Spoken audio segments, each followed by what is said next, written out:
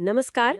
आज हम सीधी बात करेंगे बिहार लोक सेवा आयोग यानी बीपीएससी की एक बड़ी घोषणा पर। जी। आयोग ने सहायक जिला शिक्षा पदाधिकारी, जिसे असिस्टेंट डिस्ट्रिक्ट एजुकेशन ऑफिसर या एएनडीओ भी कहते हैं, जी। के पदों पर भर्ती निकाली है। हाँ, एईडीओ। ये जानकारी हमें सरकारी रिजल्ट वेबसाइट पर मिले एक लेख से मिली है, जी। जिस पर आज हम थोड़ी गहराई से बात करने वाले हाँ हैं। बिल्कुल, इस पर चर्चा जरूरी है। हमारा मकसद साफ है, इस भर्ती से जुड़ी हर जरूरी जानकारी को न सिर्फ जानना बल्कि उसके मायने भी समझना। मतलब कुल कितने पद हैं, हाँ। आवेदन कब से कब तक होंगे, कौन लोग आवेदन कर सकते हैं, और सबसे अहम, भाई चयन कैसे होगा, प्रक्रिया क्या है, सही। इन सभी पहलुओं को देखेंगे। हाँ, ये सब जानना जरूरी है उम्मीदवारों के लिए। तो चलिए सीधे मुद्दे पर आते हैं। ये कोई छोटी मोटी भर्ती नहीं है, पूरे 935 पद है। 935। हाँ, ये तो बहुत बड़ी संख्या है। सहायक जिला शिक्षा पदाधिकारी के लिए इतनी बड़ी संख्या में अफसर, ये वाकई ध्यान खींचता है। बिल्कुल, बिहार के शिक्षा प्रशासन में इसका काफी असर पड़ेगा। सबसे पहली और अहम जानकारी, बीपीएससी ने सहायक जिला शिक्षा पदाधिकारी मतलब एईडीओ के 945 पदों के लिए विज्ञापन जारी किया है। जी। और एक अच्छी खबर ये है कि ऑनलाइन आवेदन की प्रक्रिया 27 अगस्त 2025 से शुरू भी हो चुकी है। अच्छा, शुरू हो चुकी है। हाँ, मतलब जो इच्छुक उम्मीदवार हैं वे अभी आवेदन कर सकते हैं। बिल्कुल, आवेदन शुरू हो चुके हैं। और जैसा कि आपने कहा, ये जानकारी सरकारी रिजल्ट जैसे पोर्टल्स पर तो मिल जाती है, जो नौकरी ढूंढने वालों के लिए काफी मददगार होता है। हाँ, काफी पॉपुलर है ये। हाँ, लेकिन यहाँ एक बात पर मैं हमेशा जोर देना चाहूंगा, और शायद स्रोत लेख में भी इस बात का जिक्र है।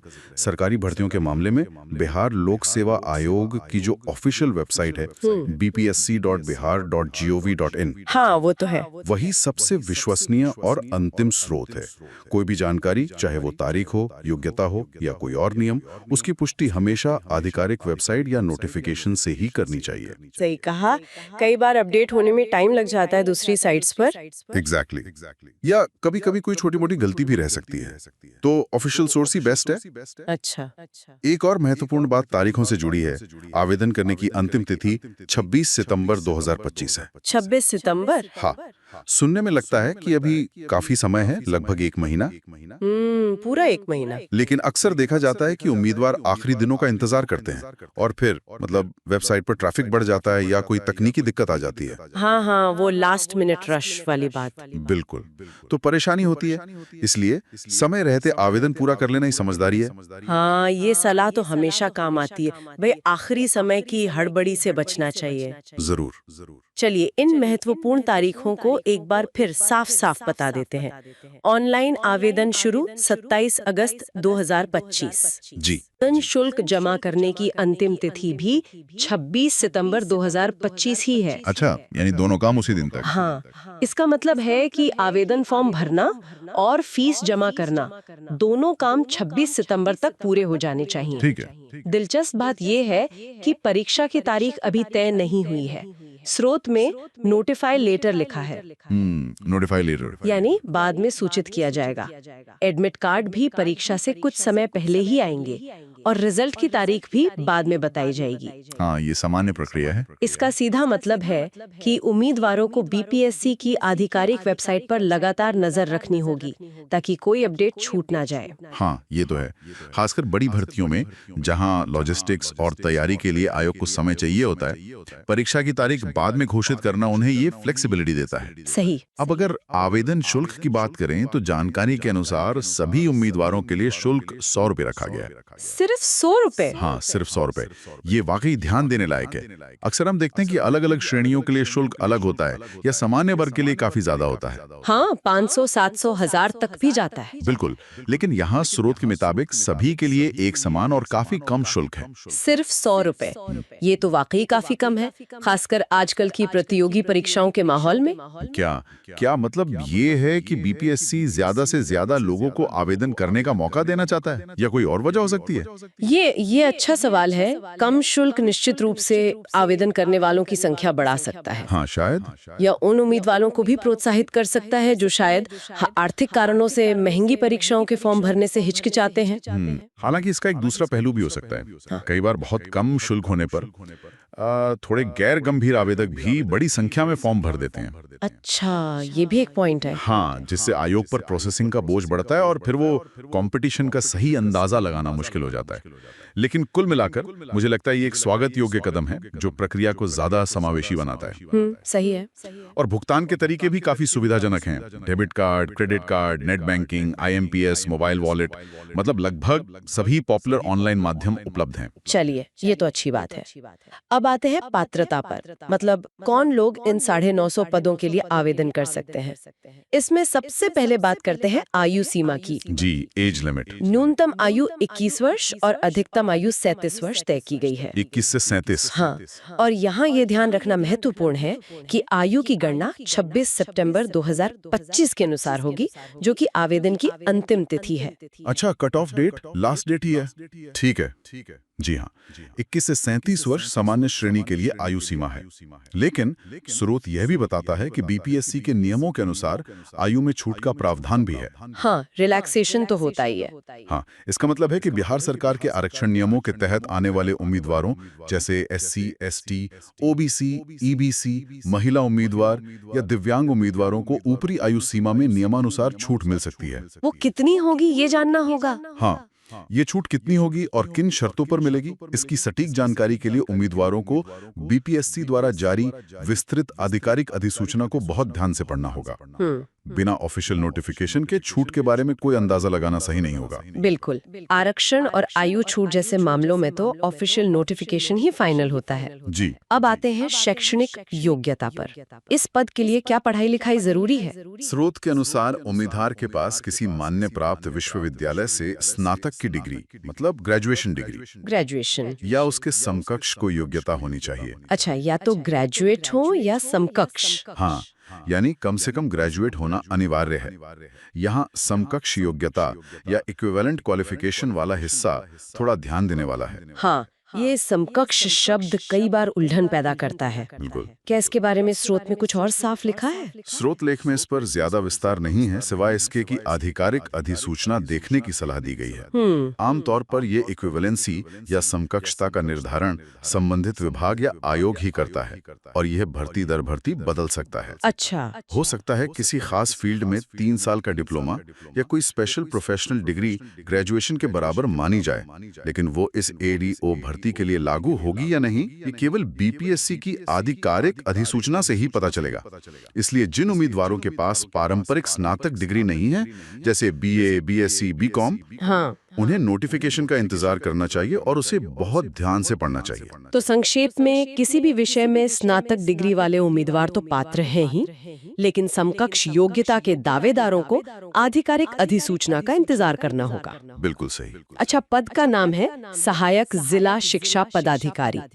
क्या हम इस पद की भूमिका के बारे में थोड़ा अंदाजा लगा सकते हैं? शिक्षा के क्षेत्र में ये किस तरह की जिम्मेदारी होगी? हालांकि ये स्रोत लेख में पद की जिम्मेदारियों का विवरण नहीं है, लेकिन नाम से स्पष्ट है कि ये शिक्षा विभाग में एक एडमिनिस्ट्रेटिव पद है, डिस्ट्रिक्ट लेवल पर, जिला स्तर पर। सहायक जिला शिक्षा पदाधिकारी आमतौर पर जिला शिक्षा पदाधिकारी यानी DEO के अधीन काम करते हैं। अच्छा, DEO के अंडर। हाँ, और जैसे स्कूलों का निरीक्षण, सरकारी शैक्षिक योजनाओं को लागू करवाना, एडमिनिस्ट्रेटिव काम देखना और विभाग तथा स्कूलों के बीच कोऑर्डिनेशन, इस तरह की जिम्मेदारियों में शामिल हो सकते हैं।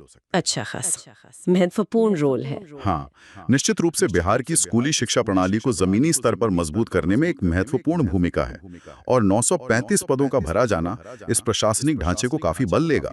हाँ, ये तो है, इससे पद का महत्व और साफ हो जाता है। अब बात करते हैं आवेदन प्रक्रिया की। मान लीजिए कोई उम्मीदवार योग्य है और आवेदन करना चाहता है, तो उसे क्या करना होगा? अप्लाई कैसे करना है? हाँ, प्रक्रिया सीधी है। इच्छुक उम्मीदवार 26 सितंबर 2025 तक या उससे पहले ऑनलाइन मोड में आवेदन कर सकते हैं। ऑनलाइन ही है। हाँ। ऑनलाइन। सरकारी रिजल्ट वाले लेख में एक क्लिक हेयर लिंक दिया गया है जो शायद सीधे BPSC के आवेदन पोर्टल पर ले जाता हो, या फिर उम्मीदवार सीधे BPSC की आधिकारिक वेबसाइट bpsc.pib www.bihar.gov.in पर जा सकते हैं। वहां उन्हें ऑनलाइन एप्लीकेशन या रिक्रूटमेंट जैसा सेक्शन मिलेगा जहां इस भर्ती का लिंक उपलब्ध होगा। ठीक है। बस ये सुनिश्चित करना है कि फॉर्म सही सही भरा जाए, सभी जरूरी दस्तावेज अपलोड किए जाएं अगर मांगे गए हों, और फीस का भुगतान अंतिम तिथि से पहले हो जाए। यहाँ एक छोटा सा प्रैक्टिकल सुझाव देना चाहूंगा। हाँ, बताइए। ऑनलाइन आवेदन भरने से पहले उम्मीदवारों को अपने सभी जरूरी दस्तावेज जैसे फोटो, हस्ताक्षर, एजुकेशनल सर्टिफिकेट्स, कास्ट सर्टिफिकेट अगर लागू हो, पहचान पत्र वगैरह, हाँ, वो सब उन्हें स्कैन करके निर्धारित फॉर्मेट और साइज में तैयार रख लेना चाहिए। हाँ, ये बहुत जरूरी है, लास्ट मिनट में दिक्कत होती है वरना। बिल्कुल, इससे आवेदन प्रक्रिया स्मूथ रहती है और जल्दी पूरी हो जाती है। ठीक है। एक और बात जो स्रोत लेख में नजर आती है वो है अन्य भर्तियों का उल्लेख, जैसे NIACL असिस्टेंट्स ऑनलाइन फॉर्म 2024। हाँ, मैंने भी देखा था। इसका इस AEDO भर्ती से सीधा कोई लेना देना नहीं है, लेकिन ये इस बात की ओर इशारा करता है कि सरकारी रिजल्ट जैसी वेबसाइट है विभिन्न अफसरों को एक ही जगह पर लाती हैं। और ये आज के नौकरी बाजार की हकीकत को भी दिखाता है, जहां उम्मीदवार अक्सर एक साथ कई परीक्षाओं और भर्तियों पर नजर रखते हैं और उनके लिए तैयारी करते हैं। हाँ, ये तो है, मल्टीटास्किंग करनी पड़ती है। बिल्कुल, ये बताता है कि कंपटीशन काफी है और उम्मीदवारों को फोकस्ड रहने की जरूरत है। सही बात है। चलिए अब उस सवाल पर आते हैं जो शायद सभी आवेदकों के मन में सबसे पहले आता है, चयन कैसे होगा? सिलेक्शन प्रोसेस क्या है? हाँ, सबसे जरूरी सवाल। स्रोत के अनुसार चयन प्रक्रिया में मुख्य रूप से 3 चरण शामिल हैं। पहला है लिखित परीक्षा यानी रिटन एग्जाम। पहला रिटन।